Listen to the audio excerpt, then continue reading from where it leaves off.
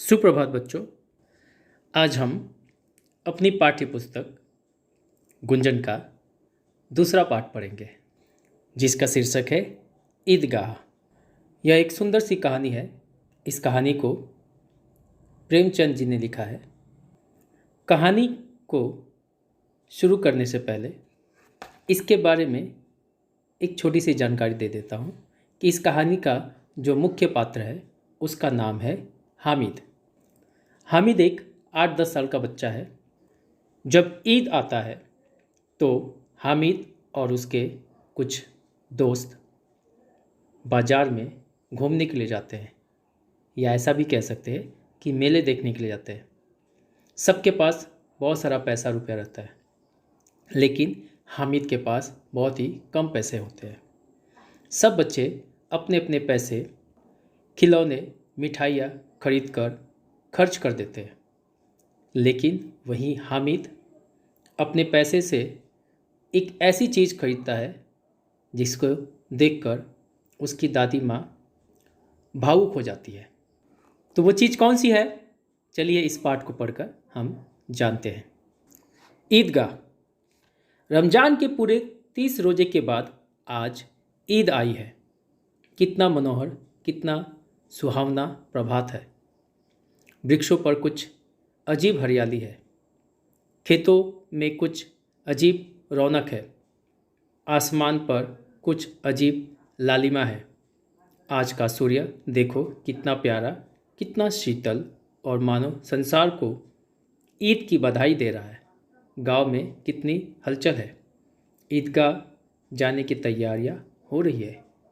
इस पाठ की शुरुआत कुछ इस तरह से हो रही है कि रमज़ान के पूरे 30 रोजे के बाद, रमज़ान इस्लाम में बहुत ही पवित्र महीना माना जाता है और इसमें पूरे 30 दिन इस्लाम से जो ताल्लुक़ रखते हैं लोग, वे रोज़ा रखते हैं।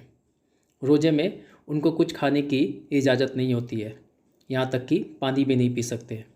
जब उनका नियम होता है उसी हिसाब से वे लोग खाना खाते हैं। तो यहाँ पर उसी का जिक्र किया गया है कि रमज़ान के पूरे 30 रोजे के बाद ईद आई है।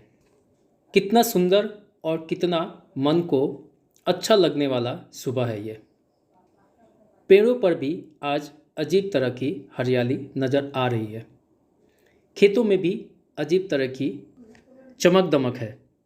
आसमान में भी कुछ अजीब लालिमा है। आसमान जब हम देखते हैं सुबह सुबह तो सूरज जब निकलता है तो आसमान लाल दिखाई पड़ता है, वही लालिमा कहा गया है।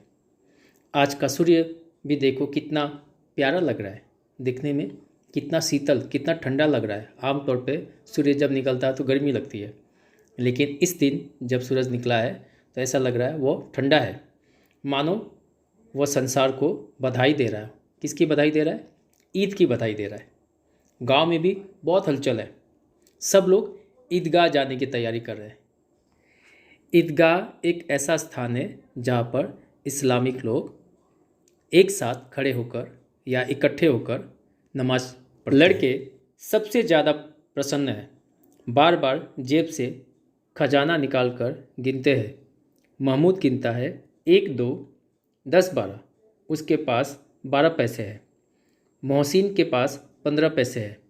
इन्हीं अनगिनत पैसों से अनगिनत चीज़ें लाएंगे, खिलौने, मिठाइयाँ, बिगुल, गेंद और न जाने क्या क्या। और सबसे ज़्यादा प्रसन्न है हामिद।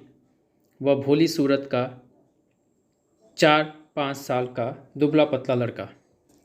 क्षमा करे, मैंने ऊपर 8-10 साल कह दिया था। लड़का 4-5 साल का है। उसके पिता गत वर्ष हैजे की भेंट हो गए थे और माँ न जाने क्यों पीली होती होती एक दिन मर गई। किसी को पता न चला कि क्या बीमारी थी। यहाँ प्रेमचंद आगे लिखते हैं कि ईद के दिन लड़के सबसे ज़्यादा खुश हैं। वे बार बार अपना जेब देख रहे हैं कि उसमें कितने पैसे हैं। उन्हीं लड़कों में से महमूद नाम का एक लड़का है जो पैसों को गिन रहा है। उसके पास कितने पैसे हैं? 1, 2, 11, 12। उसके पास 1, 2, 10, 12। उसके पास कुल 12 पैसे हैं। वही मोहसिन नाम की जो लड़की है उसके पास 15 पैसे हैं। इन्हीं अनगिनत पैसों से वह बहुत सारी चीज़ें लाएंगे, जैसे खिलौने, मिठाइयाँ, बिगुल, गेंद और न जाने क्या क्या चीज़ें वे लोग खरीदेंगे, खाएंगे और खूब सारी मस्ती करेंगे। और सबसे ज़्यादा इनमें से जो प्रसन्न है, जो खुश है, वह है हामिद। हामिद की सूरत बहुत ही भोली भाली है। वह 4-5 साल का एक दुबला पतला लड़का है। पिछले साल उसके पिताजी हैजे, जो एक बीमारी है, उसके कारण उनकी मौत हो गई थी और उसके बाद उसकी माँ को भी पीलिया हो गया था, अर्थात अंग्रेजी में कहा जाए तो जॉन्डिस। पीली होती होती वह मर गई। किसी को उस समय पता नहीं चला था कि यह रोग कौन सा रोग था। आगे बढ़ते हैं। अब हामिद अपनी बूढ़ी दादी अमीना की गोद में सोता है और उतना ही प्रसन्न रहता है। उसके अब्बा जान रुपए कमाने गए हैं। अम्मी जान अल्लाह मियाँ के घर से उसके लिए बहुत सी अच्छी चीज़ें लाने गई है, इसलिए हामिद प्रसन्न है। आशा तो बड़ी चीज़ है। हामिद के पाँव में जूते नहीं है, सिर पर एक पुरानी टोपी है जिसका गोटा काला पड़ गया है, फिर भी वह प्रसन्न है। हामिद के माता पिता नहीं रहे, जिसके बाद वह अपनी दादी अमीना की गोद में सोता है और उसकी दादी ने हामिद को यह बताया है कि उसके अब्बा जान अर्थात पिता रुपए कमाने के लिए गए हैं और अम्मी जान अर्थात माँ अल्लाह मियाँ भगवान के घर से उसके लिए बहुत सारी चीज़ें लाने गई है। यह सब सुनकर हामिद बहुत खुश है, बहुत प्रसन्न है। उसे आशा है कि एक दिन उसके पिताजी आएंगे और एक दिन उसकी माँ भी आएगी। उसके अब्बू और अम्मी दोनों एक दिन आएंगे। हामिद के पाँव में जूते नहीं है पहनने के लिए, सिर पर एक पुरानी टोपी है जो एक सिरे से काली पड़ गई है पहनते पहनते। इन सब के बावजूद भी हामिद खुश रहता है। इससे हमें यही शिक्षा मिलती है कि खुश रहने के लिए ज़रूरी नहीं है कि हमारे पास ऐश्वर्य हो, धन संपत्ति हो। खुशी एक भीतरी गुण है जो हम सबके अंदर आती है। जब तक हम अपने अंदर से खुश नहीं होंगे तो दुनिया के सारे वैभव, ऐश्वर्य हमें खुश नहीं कर सकते।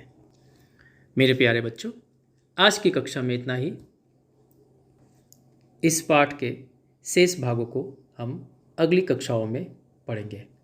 तब तक के लिए धन्यवाद। सबका दिन शुभ हो।